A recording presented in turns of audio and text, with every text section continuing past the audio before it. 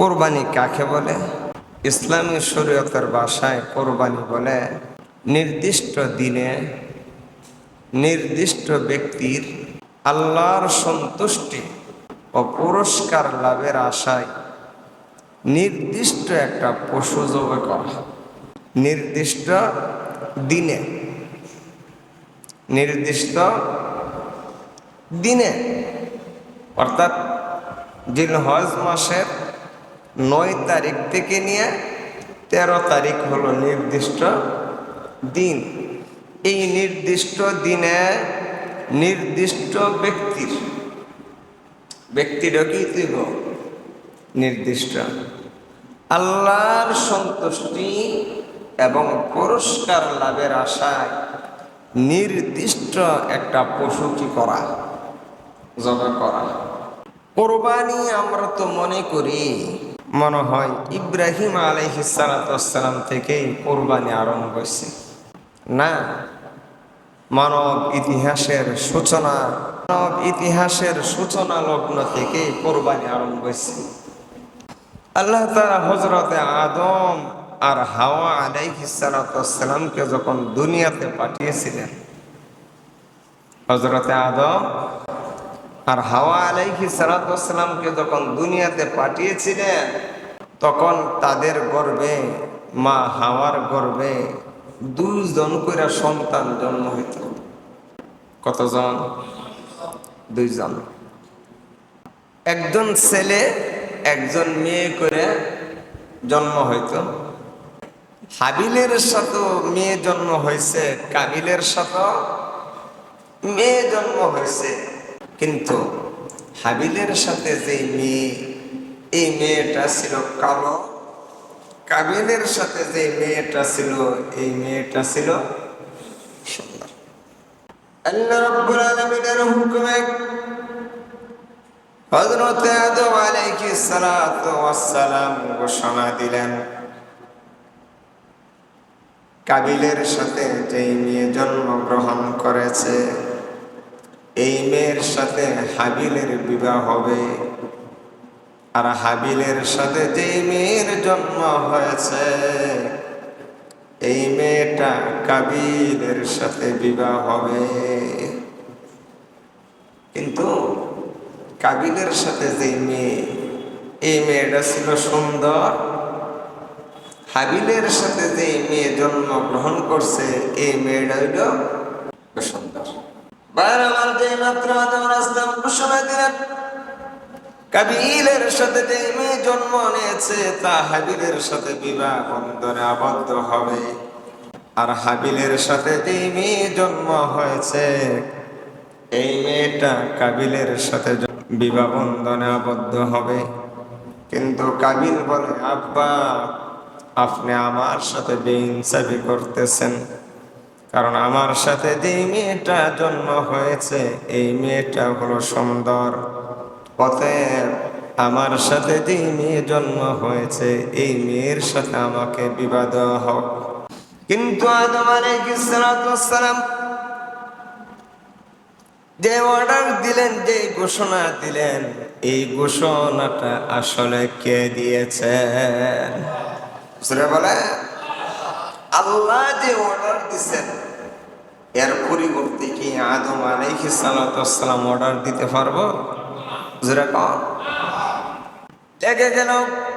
কোনোভাবে কাবিলকে যখন রাজি করা সম্ভব হলো না, আল্লাহ রাব্বুল আলামিন আদম আলাইহিস সালাম রে ঘোষণা দিলেন, রে আদম, তোমার ছেলে কাবিল যেহেতু আমার সিদ্ধান্ত সে মানতে রাজি না, তোমার 2 জন ছেলে 2 জনকে বলো আমার রাখে আমার জন্য কোরবানি করতে।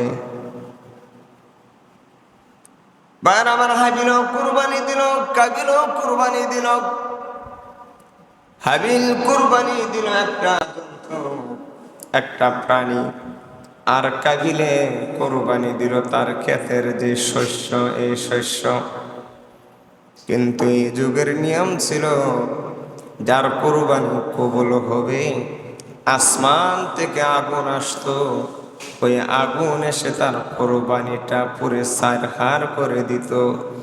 যার কোরবানি সারখার করে দিত তার কোরবানিটাই আল্লাহর দরবারে কবুল হয়ে যাইত।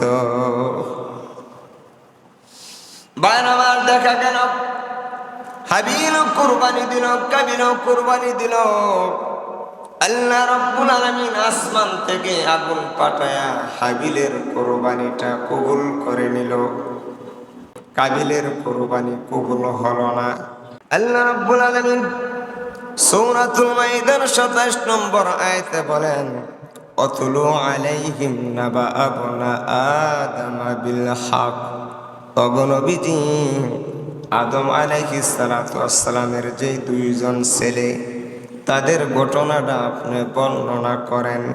ইয কররাবা কুরবানান ফাতাকুব্বিলা মিন আহাদিহিমা ওয়া লাম ইতাকাব্বাল মিনাল আখির। ইয কররাবা কুরবানান, তারা দুইজন ভাই আদম আলাইহিস সালাতু ওয়াস সালামের সন্তান হাবিল আর কাবিল যখন ইয কররাবা কুরবানি দিল, ফাতাকুব্বিলা মিন আহাদিহিমা, আল্লাহ রাব্বুল আলামিন তাদের দুইজনের একজনের কুরবানি কবুল করে নিলেন। ওয়ালাম ইতাকাব্বাল মিনাল আখার, আর দ্বিতীয় জনের কুরবানি আল্লাহ কবুল করে নাই।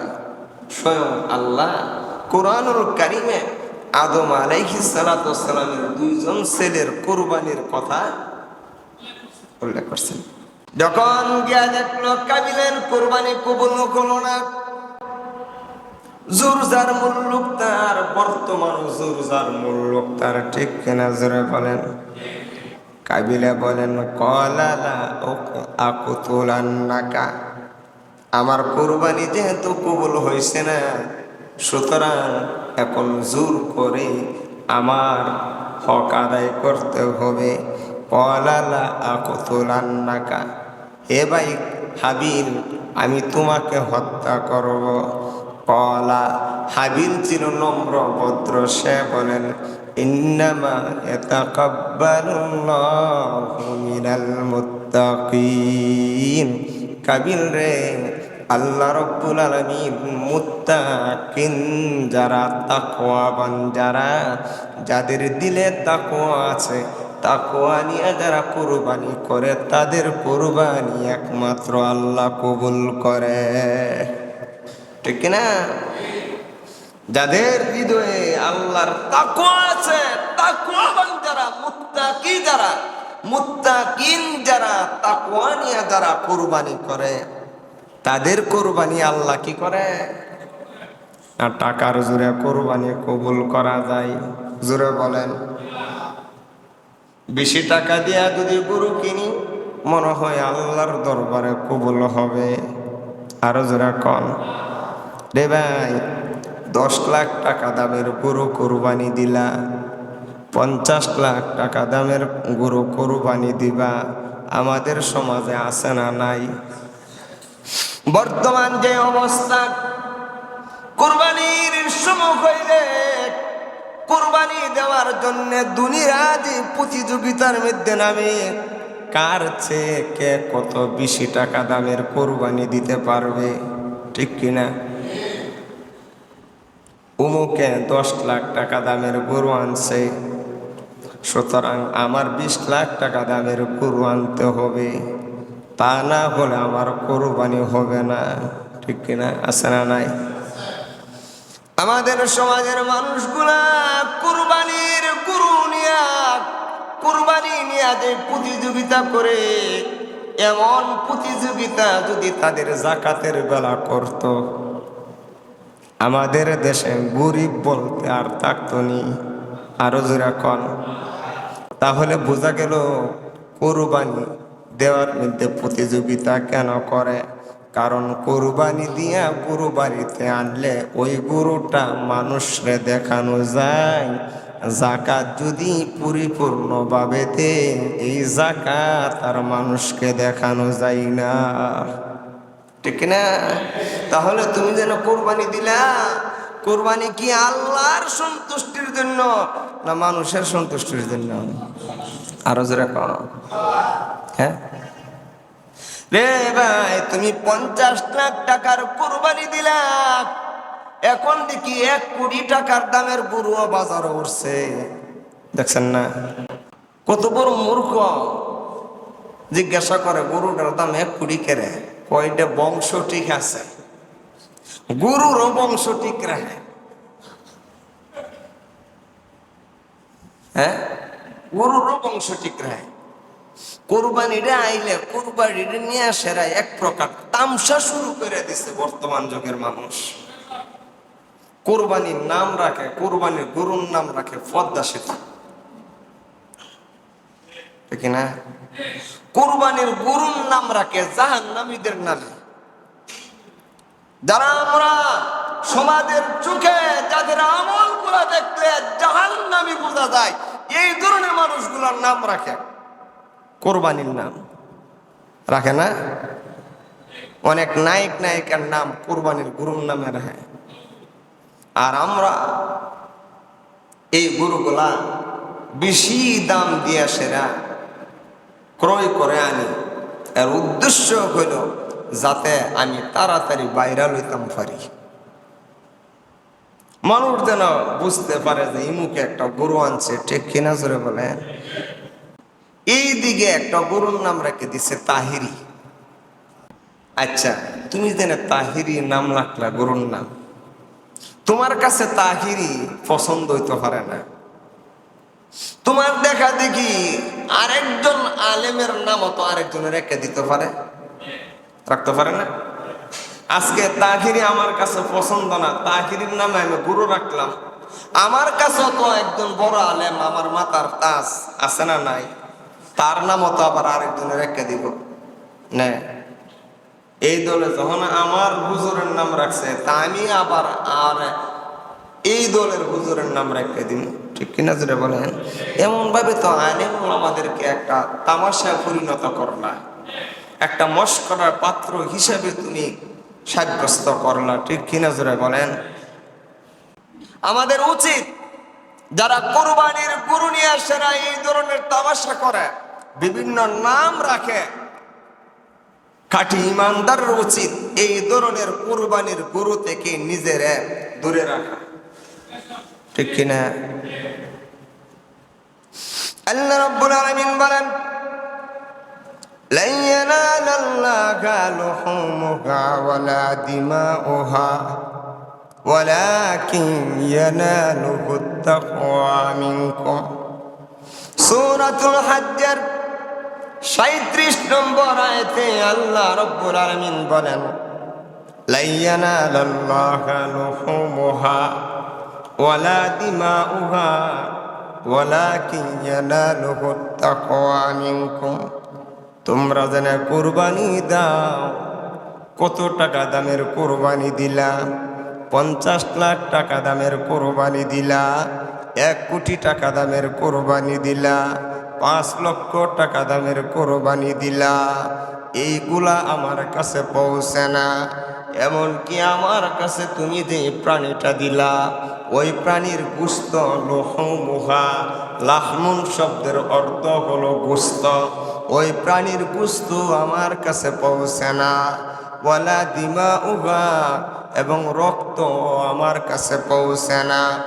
ওয়ালাকিন ইয়ানালুকুত তাকওয়া মিনকুম, আমার কাছে পৌঁছে তোমার অন্তরে যে তাকওয়া আছে।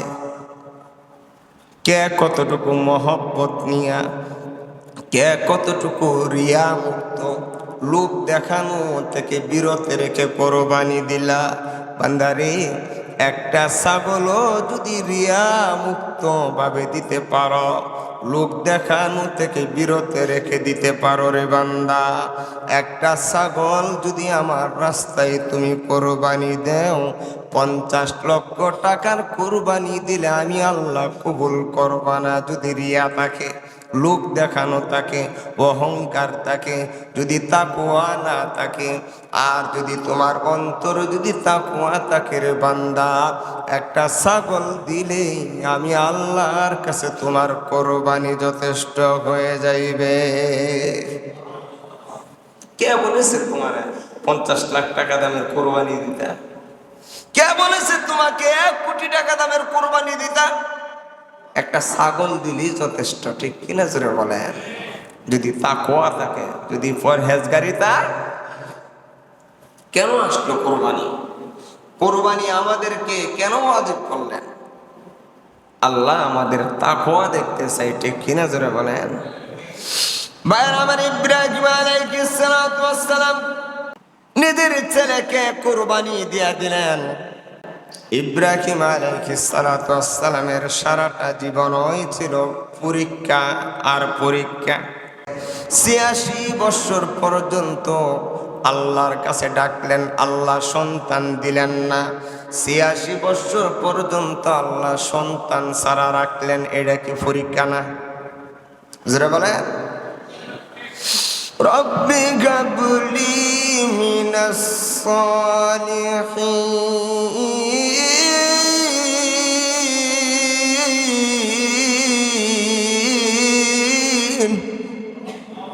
ওগো আল্লাহ একটা নেককার সন্তান আমাকে দান করো।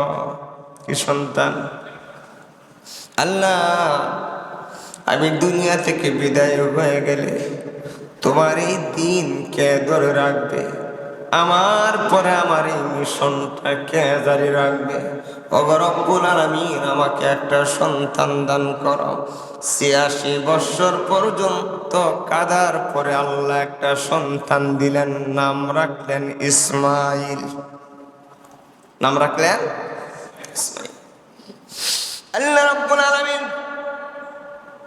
সন্তান দেওয়ার পর পরীক্ষা শুরু করে দিলেন, রে ইব্রাহিম ৮৬ বছর পরে তুমি যে সন্তান পাইলা, এই সন্তানটারও নিচে নিজের কাছে রাখতে পারবা না। মা সহ তাকে বনবাস দাও। কোথায় দিব? জিব্রাইল বলে দিবে। জিব্রাইল আগে আগে হাঁটে। রে জিব্রাইল আর কতটুকু দূরে? আরো দূরে। সুদূর ইরাক থেকে যেতে যেতে মরুভূমি, মক্কা নগরী, শুধু মরুভূমি, বালু আর বালু চতুর্দিকে, মাইলের মাইল কোনো বাড়ি ঘর নাই। জিব্রাইল ডেকে ইশারা দিলেন, রে ইব্রাহিম এখানে তোমার সন্তান সহ বিবিকে রেখে দাও। বাইরে আমার রেখে দিলেন। ইব্রাহিম আলাইহিস সালাতু ওয়াস সালাম 1 মিনিটের জন্য সন্তানের কাছে দাঁড়াইলেন না, চলে গেলেন। হাজারা পিছন দিক থেকে ডাক দিয়ে বলেন, রে স্বামী আমি কি অন্যায় করেছি, অপরাধ করেছি, আমার ডাকে কেন সাড়া দেন না? ও স্বামী আমি ভুল করতে পারি, কিন্তু ৮৬ বছর পর্যন্ত কেঁদে যে সন্তানটাকে আপনি আল্লাহর কাছ থেকে এনেছেন, এই সন্তানটা তো হলো নিষ্পাপ মাসুম, কথা বলতে পারে না, আপনার কাছে কোনো অন্যায় করে নাই। এই সন্তানটাকে কেন গো আপনি এখানে রেখে যান? রে স্বামী মাইলের মাইল কোনো বাড়ি ঘর নাই, আশেপাশে কোনো মানুষ নাই গো স্বামী। অল্প কিছু খেজুর আছে, অল্প কিছু পানি আছে, কিছুক্ষণ পরে এগুলা শেষ হয়ে যাবে। এরপরে আমরা এখানে কি খাবো? কোনো গাছপালা নাই, কোনো ফল ফলাদি নাই, অবশ্যই কোনো মানুষ নাই, কে আমাদের দেখাশোনা করবে? এই খাবারগুলা শেষ হয়ে গেলে আমরা কোথায় থেকে খাবো? মরুভূমি, কোনো পানির ব্যবস্থা নাই, পানিগুলো শেষ হয়ে গেলে কোথায় থেকে পানি খাবো? ইব্রাহিম ডাকে সারা দিবে, তার দূরের কথা, পিছনে তাকান না, কারণ তাকাইলেই সন্তানের প্রতি মায়া লেগে যায়। ইব্রাহিম দেখাইতে চাই দুনিয়ার সব কিছুর চাইতে আল্লাহর মহব্বতটাই আমার কাছে বেশি। বিবি হাজারা ডাক দিয়া বলেন, রে স্বামী এতটা কি? ডাকার পর আপনি জবাব দেন না, কিন্তু আমার একটা বিশ্বাস, আপনি কারো সাথে বেইনসাফি করতে পারেন না, কারণ আপনি হলেন আল্লাহর পয়গাম্বর, ঠিক কিনা জোরে বলেন? স্বামী কোনো কথা বলেন না কেন? তাহলে কি আল্লাহর অর্ডারে আমাদেরকে এখানে রাখা হয়েছে? ইব্রাহিম আলাইহিস সালাতু ওয়াস সালাম এরপর পিছনে না তাকায় শুধু হাতটা উপরে দিয়া বলেন, রে বিবি, হ্যাঁ তুমি ঠিকই বুঝে পেরেছ, আমি নবী, আমি পয়গম্বর, আল্লাহর হুকুমেই তোমাদেরকে এখানে রেখে দিয়েছি। বিবি খাজনা ডাক দিয়া বলেন, স্বামী, আল্লাহর হুকুমে যদি এখানে আমাদেরকে আপনি রেখে থাকেন গো স্বামী, তাহলে আমার কোনো চিন্তা নাই, আমার কোনো পেরেশানি নাই, কারণ আমি এমন আল্লাহর প্রতি বিশ্বাস স্থাপন করি নাই যে আল্লাহ এই মরু প্রান্তর আমার আর আমার ছেলের খাবারের ব্যবস্থা করতে পারে না। পারে কি পারে না? আরো জোরে বলে। ইব্রাহিম আলাইহিস সালাতু ওয়াস সালাম কিছু দূর গিয়ে পাহাড়ের পিছনে গিয়া আল্লাহর কাছে দোয়া করেন, ওগো আল্লাহ, আমি কিন্তু আপনার হুকুমে আবার কলিজার টুকরা সন্তানকে মরুভূমিতে ফেলে রাখলাম। ওগো আল্লাহ, কোনো গাছপালার ব্যবস্থা নাই, আপনি তাদেরকে রিজিকের ব্যবস্থা করে দেন। আশেপাশের মানুষগুলোর অন্তর তাদের দিকে ধাবিত করে দেন। ইব্রাহিম আলাইহিস সালামের দোয়া কবুল হয়ে গেছে। কয়েক বছর পরে ইব্রাহিম আলাইহিস সালাতু ওয়াস সালামের উপরে অর্ডার আসলো, রে ইব্রাহিম, তোমার সবচাইতে পছন্দের জিনিসটা আল্লাহর রাস্তায় কোরবানি করো। কি করো? ইব্রাহিম আলাইহিস সালাম বুঝতে বাকি রইল না, দুনিয়াতে আমার সবচাইতে পছন্দের জিনিসটা আমার সন্তান ছাড়া আর কিছুই হতে পারে না। ইব্রাহিম আলাইহিস সালাতু ওয়াস সালাম আবার সুদূর ইরাক থেকে রওনা দিয়ে মক্কায় আসলেন। আল্লাহর কি কুদরত! মক্কায় পাড়া দেওয়ার পরে দেখেন কি ব্যাপার, আমার সন্তান, আমার স্ত্রীকে আমি যখন রেখে গেলাম কোনো ঘর বাড়ি ছিল না, এখন দিন ঘর বাড়ির কোনো অভাব নাই। কারণটা কি বুঝলাম না। বিশাল বড় বাজার শুরু হয়ে গেছে। ওই যে ইব্রাহিম আলাইহিস সালাম আল্লাহর কাছে দোয়া করেছিল, আল্লাহ ফল ফলাদির ব্যবস্থা করে দাও, রিজিকের ব্যবস্থা করে দাও। ইব্রাহিম আলাইহিস সালাতু ওয়াস সালাম চলে যাওয়ার পরে বিবি হাজেরা সন্তানকে নিয়ে খাবার যখন শেষ হয়ে গেছে, পানি যখন শেষ হয়ে গেছে, ওই মক্কার সফা মারওয়া পাহাড়, হাজি সাবরা গিয়া এই সফা মারওয়া পাহাড় যদি সাই না করে, তাদের হজ আল্লাহর দরবারে কবুল হয় না। ঠিক কিনা? একবার সফা পাহাড়ে যায়, সূর্যের কিরণে পাহাড়ের শক্ত মাটির দিকে তাকাইলে মনে হয় মারোয়ার মধ্যে পানি দেখা যায়। আবার সফা থেকে দৌড় দিয়া মারোয়ায় যায়। মার জীবনের চাইতে সন্তানের জীবন মার কাছে বেশি দামি। ঠিক কিনা? জোরে বলেন। পানি শেষ হয়ে গেছে, কলিজার টুকরা সন্তানকে কিভাবে পানির ব্যবস্থা করি? মা একবার সফাই যায়, আবার মারওয়া পাহাড়ে যায়। এমন ভাবে 7 বার সফা মারওয়া সাই করেছে পেরেশানি নিয়া। মনে সফা থেকে মারওয়ায় গেলে পানি পাওয়া যাবে, আবার মারওয়া থেকে সফা পাহাড়ে গেলে পানি পাওয়া যাবে। আল্লাহর কাছে তার এই দৌড়াদৌড়িটা এতই পছন্দ হয়ে গেছে, আল্লাহ কিয়ামত পর্যন্ত যারা হজ করতে যাইবে তাদের উপর ওই সফা মারওয়া সাই করা ফেলে দিয়েছে। বিবি গাজা যখন আর পানি পাইল না, সন্তানের কাছে এসে দেখেন ইসমাইল ছোট্ট বাচ্চা। দেখবেন কোথাও শোয়াইলে পা গুলা হাত গুলা লাড়ালাড়ি করে। ঠিক কিনা? জোরে বলেন। ইসমাইল আলাইহিস সালাতু ওয়াস সালাম পায়ের গোড়ালি দিয়া ধরে মাটির মধ্যে লাড়ালাড়ি করেছে। ইসমাইল আলাইহিস সালামের পায়ের গোড়ালির নিচ থেকে আল্লাহ ওই জমজমের পানির ব্যবস্থা করে দিয়েছে।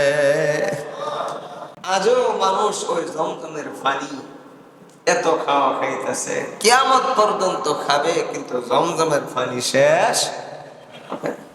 পৃথিবীর শ্রেষ্ঠ পানি হলো জমজমের পানি। এমনকি জান্নাতীদেরকে যে হাউজে কাউসারের পানি দেওয়া হবে, ওই হাউজে কাউসারের পানির চাইতেও শ্রেষ্ঠ পানি হলো জমজমের পানি। জমজমের পানিরে কেন জমজম বলে? বিবি হাজেরা যখন সফা মারওয়া থেকে সাই করে আসে, দেখলেন শিশু ইসমাইলের পায়ের গোড়ালির নিচ থেকে ফোয়ারা আরম্ভ হয়ে গেছে, চতুর্দিকে পানি সরা যখন আরম্ভ হয়ে গেছে, বিবি হাজেরা দেখেন যদি পানি বন্ধ না করে তাহলে পানি যেভাবে আসা শুরু করে দিয়েছে, এখানে পানি বন্ধ করা সম্ভব হবে না। এমনকি তাফসীরের কিতাবে লেখেন বিবি হাজেরা যদি বালু দিয়া বাদ না দিত তাহলে সারা দুনিয়া বন্যায় পরিণত হয়ে যেত। বিবি হাজেরা যেন ওই সুরিয়ানি ভাষায় জমজম জমজম পানিরে বলছিল, এই পানি থাম থাম থাম থাম, বালু দিয়া বাদ দে, আর বলে জম জম। জমজম শব্দর তোলে কি? থামো থামো থামো থামো। বারবার ইব্রাহিম ইসলামের উপর অর্ডার আসলো, তোমার ছেলেকে কুরবানি দাও।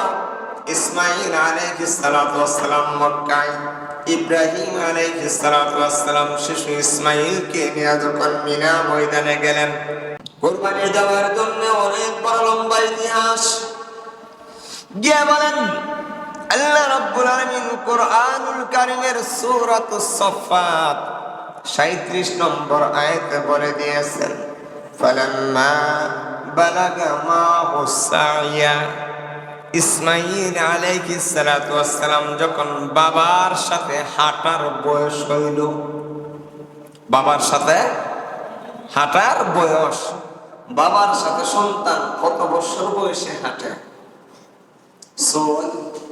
7 বছর বয়সে, তো 7 বছর বয়স যখন হলো, قال يا بني إني أرى في المنام أني أذبحك فانظر ماذا ترى।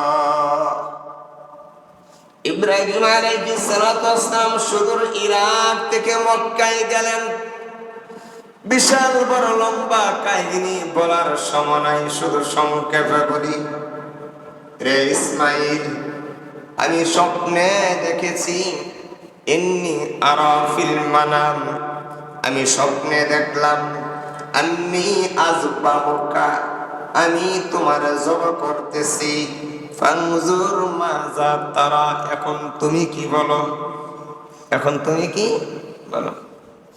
আমরা কইলাম জন্ম দিয়া আমার মারে আর আমার বাড়ির থেকে তুমি বাকির করে দিলা, এত বছর পরে আয়েসে আমার জব করবা, আগে তোমার জব করুম, করতেছে কি এমন জব?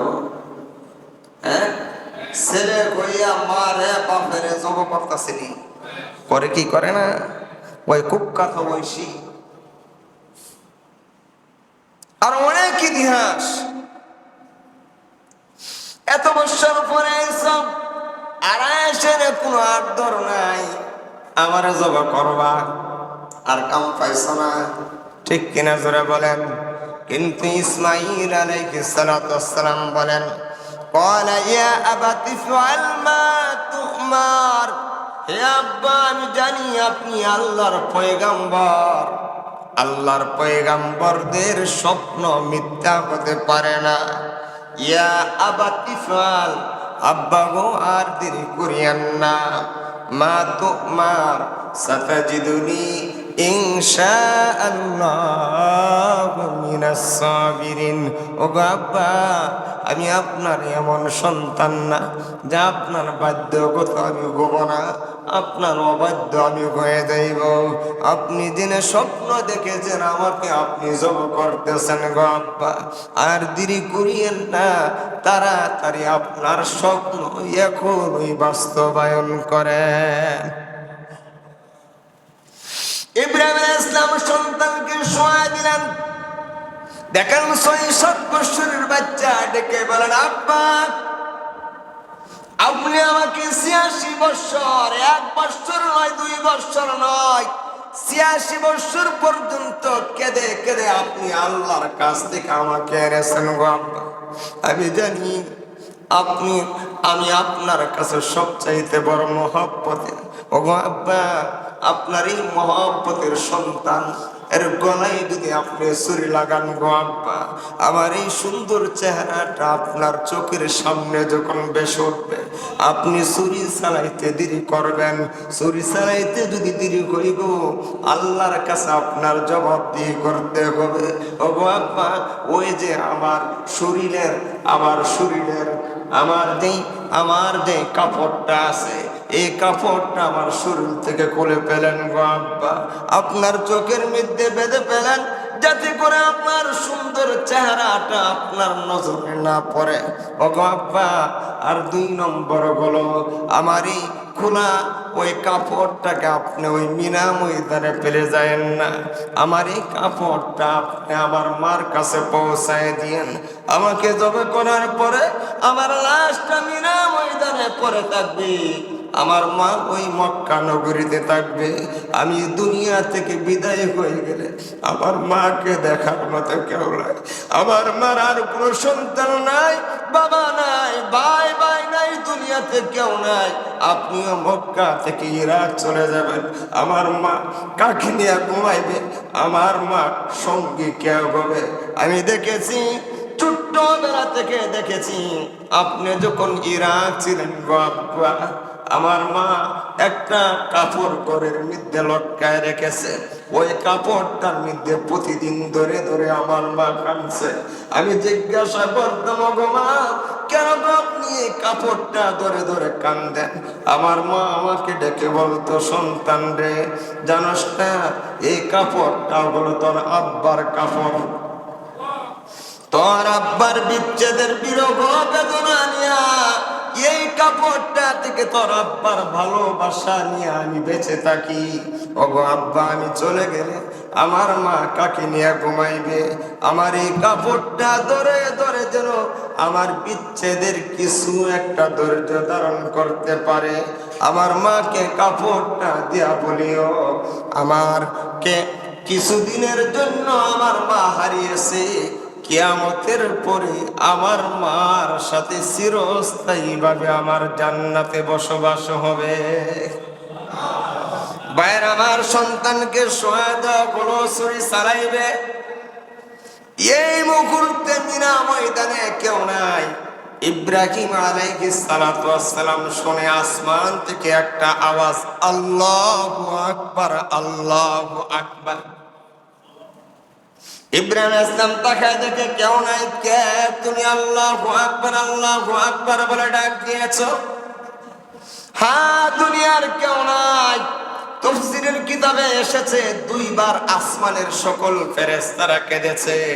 একবার হলো নবীজি তায়েফের ময়দানে যখন মার খেয়েছে, আর একবার হলো ইব্রাহিম যখন ইসমাইলকে কোরবানি দেয়।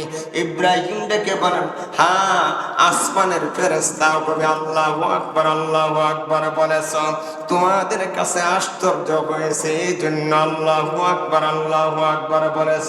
শুনে রাখো, লা ইলাহা ইল্লাল্লাহু আল্লাহু আকবার। ইব্রাহিম কি কও? লা ইলাহা ইল্লাল্লাহু আল্লাহু আকবার।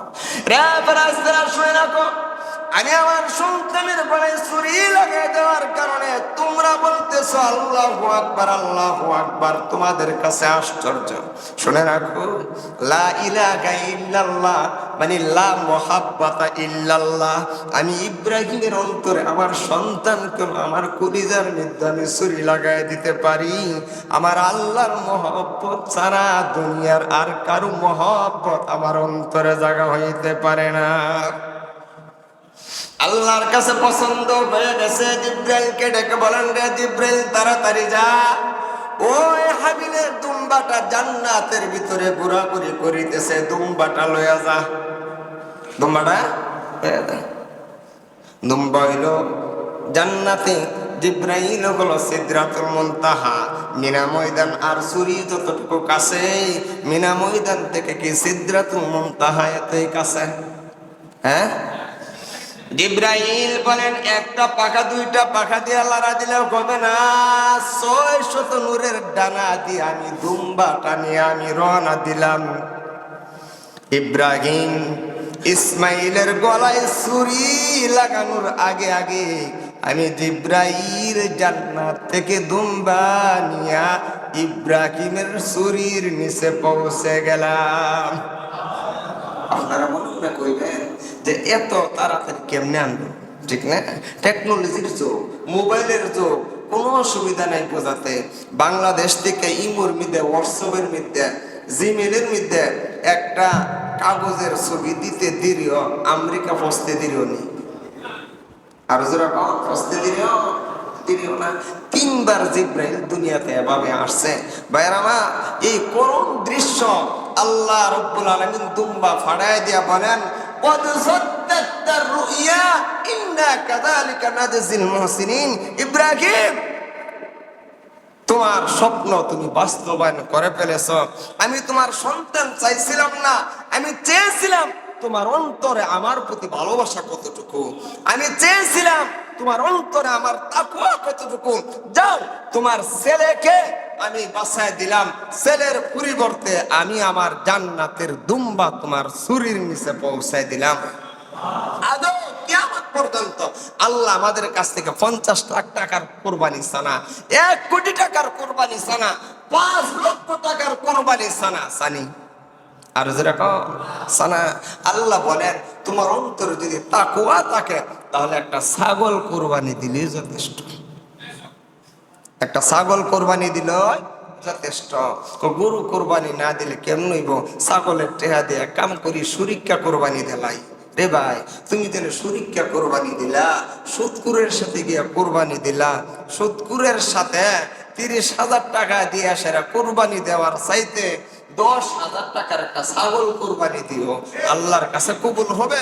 সুদকুরের সাথে, টেন্ডারবাজির সাথে, ঘুষখোরের সাথে, হাউজি বাম্পারদের সাথে সুরিক্ষা কোরবানি দেওয়ার সাথে চাইতে একটা ছাগল কোরবানি দেওয়া আল্লাহর কাছে গ্রহণযোগ্য, ঠিক কিনা জোরে বলেন?